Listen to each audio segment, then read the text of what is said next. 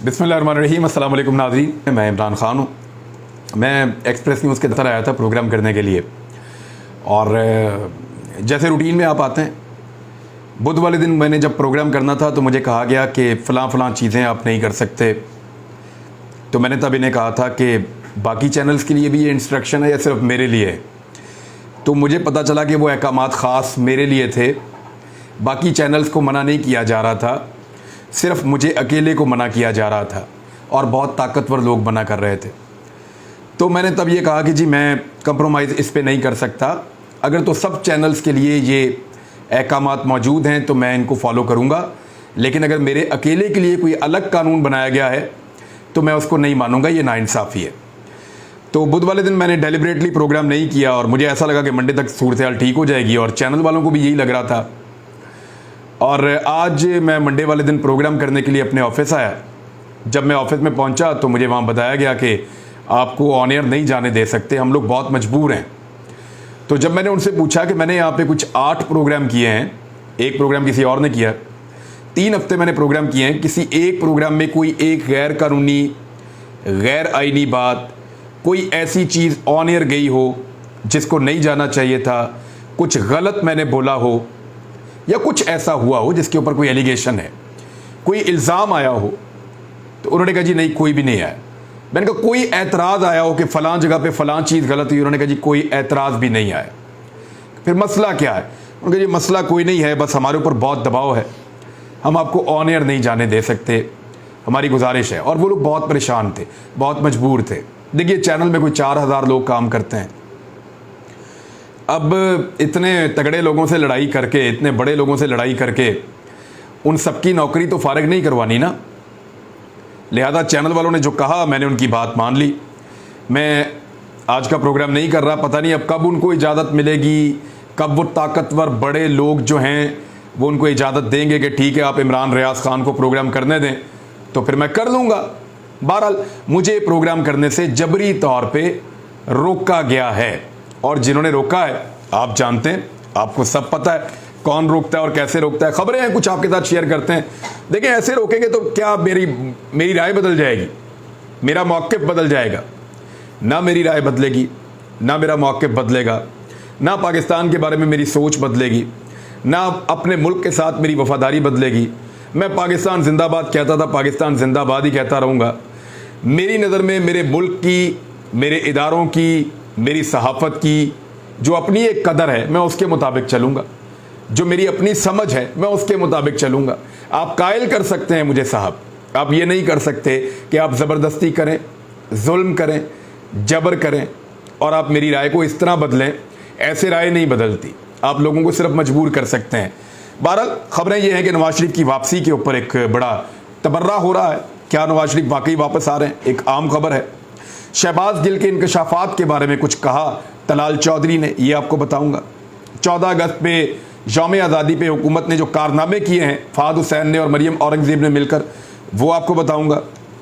इमरान खान के 9 हलकों में इलेक्शन लड़ने के ऐलान से अपोजिशन कितनी खौफजदा है, वो भी आपको बताऊंगा। नून लीग परेशान हो गई बहुत ज़्यादा पंजाब में, उनको ये नहीं पता कि उनका अपोजिशन लीडर कौन है, और कुछ समझ उनको नहीं आ रही कि अब कैसे चलाना है पार्टी को, क्योंकि वो तो इक़्तिदार के लिए आए थे, अपोजिशन में रहना तो मुमकिन ही नहीं है। और शरीफ ख़ानदान की सिक्योरिटी वापस होगी, वैसे ये भी एक खबर है, भी आपको बताएंगे। और पेट्रोल और डीजल की कीमतों के ऊपर एक और ख़बर आ रही है, और वहाँ एक प्रोपेगेंडा किया गया है, वो भी आपके सामने रखेंगे। प्रोपेगेंडा बहुत अजीब अजीब किस्मों का होता है।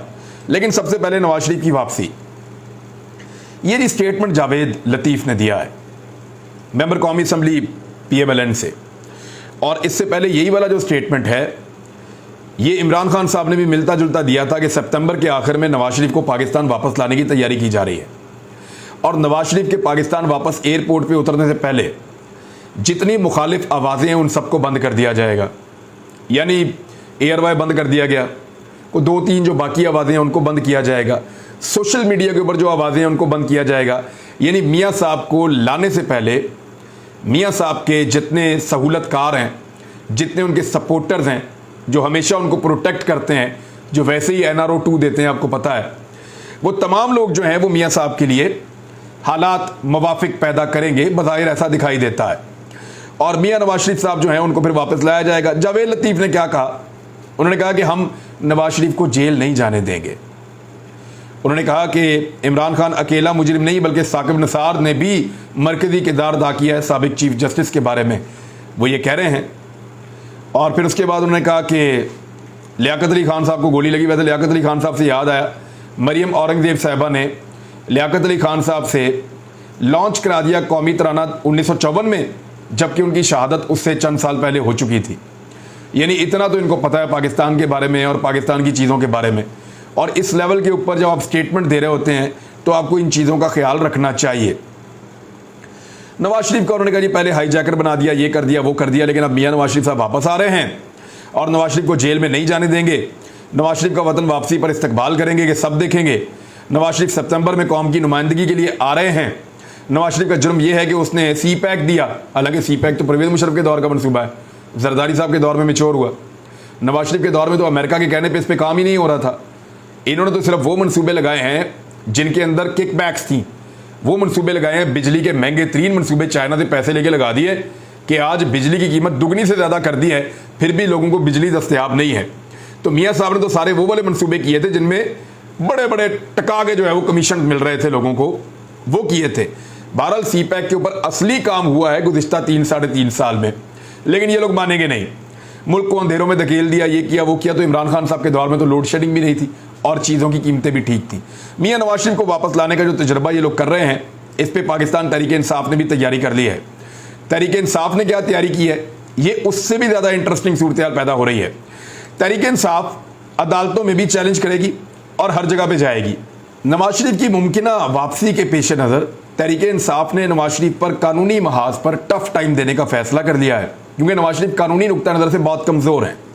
नवाज शरीफ पर कौन कौन से केसेस हैं, कितनी करप्शन की है, तमाम तफसीलात तलब कर ली हैं पाकिस्तान तहरीक इंसाफ की क़यादत ने। और इमरान खान साहब ने ये तलब की हैं कि सारी चीज़ें लेकर आओ नवाज शरीफ की, मीडिया को बताओ, सोशल मीडिया को बताओ, एक एक चीज़ को बेनकाब करो, बताओ कि जो आदमी वापस आ रहा है कोई लीडर नहीं है, ये कौम को लूट कर भागा हुआ है फ्रॉड करके। 2.5 साल पहले पाकिस्तान से 2.5-3 साल हो गए हैं, 3 साल पहले पाकिस्तान से भागे थे बीमारी का बहाना करके। वहाँ कभी पोलो के मैच देखते हैं, कभी गोल्फ के मैच देखते हैं, कभी यहाँ सह रहे हैं, कभी वहाँ सह रहे हैं, वहाँ दुनिया भर की इंजॉय कर लिए और इलाज कहीं नहीं करवाया। एक दिन ये बंदा अस्पताल में दाखिल नहीं हुआ और उसके बाद अब पाकिस्तान वापस आ रहा है। आओ जी बिस्मिल्लाह, बहुत बड़े आप नेल्सन मंडेला बन के आप पाकिस्तान वापस आ रहे हैं। जो आपने कारनामे किए, कौम आपका इंतजार कर रही है, लोग आपका इस्तकबाल करेंगे। तो नवाज शरीफ की वापसी की जो ये सूरत हाल थी मैंने आपके सामने रख दी है। इसके बाद शहबाज गिल के हवाले से तलाल चौधरी ने एक इंकशाफ किया है। तलाल चौधरी का ये कहना है कि शहबाज गिल ने बहुत सारे जो हैं वो इंकशाफात कर दिए हैं और वो जो इंकशाफात किए हैं तलाल चौधरी के मुताबिक, उसमें इमरान खान साहब का भी नाम ले रहे हैं, ये भी कह रहे हैं, वो भी कह रहे हैं, बहुत सारे उन्होंने एलिगेशंस खड़े कर दिए कि बहुत बड़े अहम इंकशाफात किए हैं शहबाज गिल ने। यही खबर झूठी जो है वो जियो ने, जंग ग्रुप ने अपने अखबार के फ्रंट पेज के ऊपर छापी थी, पूरे पाकिस्तान के अखबारों में छापी, लंदन वाले एडिशन के अंदर नहीं छापी। लंदन वाले एडिशन में इसलिए नहीं छापी कि वहां पे केस कर देगा शहबाज गिल और वहां पे जंग अखबार या तो बंद हो जाएगा या फिर लाखों करोड़ों रुपए का जो है वो हर्जाना भरना पड़ेगा। तो वहां पे नहीं छापी, पाकिस्तान के अंदर छापी, क्यों? पाकिस्तान में हर चीज को ये इस्तेमाल कर लेते हैं और उसको काबू कर लेते हैं। बहरहाल ये पहले भी एक झूठ था, अब भी एक झूठ है। केस की तफसीलात मैं आपको बताता हूँ। हुकूमत ने बड़ी कोशिश की है और कल के लिए नोटिस हो गया है पाकिस्तान तहरीक इंसाफ को या शहबाज गिल को कि उनका रिमांड लिया जाए, लेकिन अदालत ने फ़िलहाल तो रिमांड नहीं दिया। शहबाज गिल का ये बात बड़ी क्लियर है। एडवोकेट जनरल ने कोशिश की है, बाकी लोगों ने कोशिश की है कि इदारों को टारगेट किया, ये किया, वो किया, वो जितने इल्ज़ामात हैं वो लगाए और ये कहा कि शहबाज गिल का मज़ीद रिमांड दिया जाए। फवाद चौधरी ने स्टेटमेंट दिया है कि शहबाज गिल के साथ पूरी पार्टी खड़ी है, लेकिन याद रखें पूरी पार्टी शहबाज गिल के साथ खड़ी है। ये जुल्म की इंतहा है जो शहबाज गिल के साथ हो रहा है, ये फवाद चौधरी ने कहा। उन्होंने कहा मेरे लिए चौंका देने वाली बात है कि हाई कोर्ट से नोटिस जारी हो गए हैं, ये सिर्फ टॉर्चर करने के लिए रिमांड लेना चाहते हैं, पहले भी उसको टॉर्चर किया गया है। उन्होंने कहा कि शहबाज गिल केस में हुकूमत भाग रही है और हुकूमत के वकील दलाइल देने के लिए तैयार नहीं हैं। ये मामला जल्द हल की तरफ जाना चाहिए, तशद्दुद किसी सूरत नहीं बनता। उन्होंने कहा कि ये वही मुकदमा है जो नवाज शरीफ, मौलाना फजल रहमान और मरियम सफदर ने कहा था। इस दिन आशूरा था, और सबको पता है कि मोबाइल नहीं चल रहे थे। यही सारे स्टेटमेंट जो है बाकी सारे पॉलिटिकल लोग भी देते रहे हैं, लेकिन आपको पता है जिसको पकड़ना हो, यानी जो मैंने स्टेटमेंट दिया इससे तो बहुत बुरे स्टेटमेंट सबने दिए, मेरे ऊपर पर्चे हो गए, मैं गिरफ्तारियां भुगत के आ गया। अभी मुझे बताया गया कि तुमने कुछ भी नहीं कहा, कुछ भी नहीं किया, एक एलिगेशन नहीं है तुम्हारे ऊपर, लेकिन इसके बावजूद तुम्हें ऑन एयर नहीं जाने दे सकते, हमारी ये मजबूरी है। तो आंखों में आंसू थे लोगों के, बेचारों के, मजबूर थे। जब मैं एक्सप्रेस न्यूज़ के दफ्तर में आया, अभी यहीं पे हूँ मैं, और वो बेचारे परेशान हैं, वो कहते हैं हम क्या कर सकते हैं, ये नफरत फैल रही है। साहब, जिन लोगों को कहकर आप मुझे रोक रहे हैं, क्या वो लोग आपसे प्यार करेंगे? क्या वो लोग आपसे खुश होंगे? वो मजबूरन मुझे रोक रहे हैं, वो मुझसे प्यार करते हैं, उन्होंने मेरे साथ सारी ज़िंदगी काम किया है, वो मुझे जानते हैं। आप ज़बरदस्ती मुझे रुकवा रहे हैं, ये कौन सा तरीका है और ये कौन सी जमहूरियत के अंदर होता है? बहरहाल रोक लिया तो रोक लो, मैं वही काम करूंगा जो मैं पहले कर रहा था, वही काम अब करूंगा, काम तो मैं तब्दील नहीं कर सकता। 9 हलकों में जो इमरान खान साहब ने इलेक्शन लड़ने का फैसला किया है, उससे हुकूमत बौखला गई, डर गए हैं। उन्हें नजर आ रहा है कि अगर सितंबर में इमरान खान साहब 9 हलकों के ऊपर इंतखाबात जीत जाते हैं तो पाकिस्तान तहरीके इंसाफ की पॉपुलैरिटी आसमान से लग जाएगी। ऐसे मौके पर नवाज शरीफ को वापस लेना, ये तो बेड़ा गर्क करने का मुतरादिफ है नवाज शरीफ की सियासत को भी। यानी एक तरफ इमरान खान 9 हलकों में इलेक्शन जीत रहा हो और एक तरफ नवाज शरीफ पाकिस्तान वापस आ रहा हो, ये क्या सूरत हाल बन जाएगी? ये तो सूरत हाल बहुत ख़राब हो जाएगी। अब वो ये चाह रहे हैं कि एतराज़ात उठाए जाएं। तफसीलात के मुताबिक चेयरमैन पाकिस्तान तहरीके इंसाफ इमरान खान साहब के 9 हलकों से इंतखाब लड़ने के मामले पर हुकूमती इत्तेहाद ने एतराज़ात उठाने की तैयारी कर ली है और इमरान खान के कागजात नामजदगी पर हुकूमती इत्तेहाद के उम्मीदवार एतराज़ात उठाएंगे। 17 से 20 अगस्त के दरमियान इलेक्शन कमीशन में एतराज़ात दायर किए जाएंगे। ज़राए का कहना है कि तोशाखाना का मामला लाया जाएगा, असासे छुपाने, सादिक और मीन नहीं रहने, ये एतराज़ात किए जाएंगे। लेकिन यहाँ पे कहीं पे भी इमरान खान साहब को किसी किस्म की कोई सज़ा नहीं है। मुख्तलिफ टेक्निकल चीज़ें करेंगे और कोशिश करेंगे कि कुछ भी करके इमरान खान साहब को सितंबर में होने वाले इंतखाबात से बाहर रखा जाए। लेकिन वो डेमोक्रेट हैं, वो फिर पब्लिक में जाएंगे।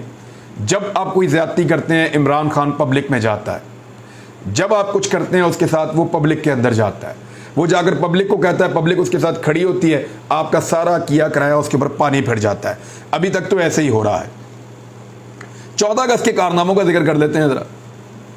यानी इन्होंने अजीबोगरीब म्यूज़िक के ऊपर अजीबोगरीब कपड़े पहना के, जो पाकिस्तान के कल्चर का हिस्सा नहीं है, ऐसा लग रहा है खलाई मखलूक है वो, और अजीबोगरीब कपड़े उनको पहना के उनको नचवा दिया। और नचवाया किसके सामने? फजलुर रहमान के बेटे के सामने नचवा दिया। और वहाँ पे अजीब, यानी वो लोग सोशल मीडिया पे ये कह रहे हैं कि ये जो नाच गाना है इसको मुजरे से ताबीर किया जा सकता है। लोग सोशल मीडिया के ऊपर ये कह रहे हैं, इस किस्म के अल्फाज इस्तेमाल कर रहे हैं कि आपने करोड़ों रुपया लगा दिया। टोटल अगर आप लगाएं तो ये लगभग, कुछ लोग कह रहे हैं 200 करोड़ है, लेकिन ये जो फंक्शन था इसके बारे में लोग कह रहे हैं 75 करोड़ रुपया लगा दिया फाद हुसैन ने और मरियम औरंगजेब ने, और ये तकरीब करके दी कौम को। ये नाच गाना, ये जश्न आज़ादी मनाई जा रही है। एक तरफ इमरान खान जश्न आज़ादी मना रहा था, शोहदा के लिए दुआएं हो रही थी, मिली नगमे चल रहे थे और बाकायदा तलावत की जा रही थी और लोगों से उसने खिताब किया, वहाँ पे खराज तहसीन पेश किया।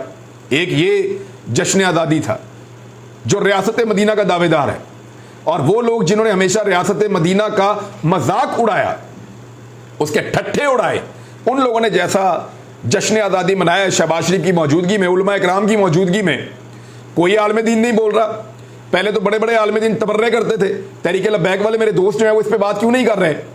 मौलाना फजलुर रहमान साहब इस पर बात क्यों नहीं कर रहे? बाकी सबको भी इसके ऊपर बात करनी चाहिए। जमात इस्लामी के अलावा कोई और बोल ही नहीं रहा। बहरहाल ये इन्होंने 14 अगस्त यौम आज़ादी का भी मजाक बना दिया। और ये वो मुल्क है जिसके अंदर इस वक्त सैलाब की सूरत हाल है, जिसमें लोग बेघर हो गए हैं। ये वो मुल्क है जहाँ पे दहशतगर्दी का अफरियत वापस आ रहा है। ये वो मुल्क है जहाँ की मईशत इस वक्त डूब रही है। ये वो मुल्क है जहाँ पे हर चीज़ महंगी हो चुकी है, लोगों का जीना महाल है। उस मुल्क के अंदर जो है वो इस किस्म की अयाशी हुक्मरान कर रहे हैं। तो फिर आप अंदाज़ा कर लें कि जनाब पाकिस्तान को ये लोग किस तरफ लेकर जा रहे हैं। अब आ जाए, द न्यूज़ ने एक खबर दी और ये प्रोपेगेंडा न्यूज़ है, मैं आपको साफ बता देता हूँ। उन्होंने कहा as per the working by OGRA petrol price is expected to increase by ₹9.95 per litre and high speed diesel by 8.96 per litre. अब ये खबर इन्होंने दी है कि जी पेट्रोल की और डीजल की कीमत बढ़ने जा रही है। झूठ बोल रहे हैं, पेट्रोल की और डीजल की कीमत कम होने जा रही है मेरी इत्तला के मुताबिक। अब ये जानबूझकर बढ़ने की खबर देते हैं ताकि जब कम हो तो लोगों को ज़्यादा सरप्राइज लगे, ओह यहाँ तो बढ़ाने की बात हो रही थी तो कम हो गई है। तो इस किस्म की गेम करते हैं। मरासियों वाली सूरत कर ली है टीवी चैनल ने और अखबारात ने अपनी, इस हुकूमत के सामने लेट लेट के और इस हुकूमत के सहूलतकारों को सहूलतें दे देकर मरासियों वाली सूरत कर ली है। यानी जो ठीक खबर है वो यहाँ एक्सप्रेस न्यूज़ ने छापी है। वो खबर क्या कह रही है जो मेरे इतला के मुताबिक ठीक है। पेट्रोलियम मसनूआत की कीमतों में 15 रुपए तक लीटर की कमी का इम्कान है, हो सकता है 18 रुपए तक हो जाए कमी।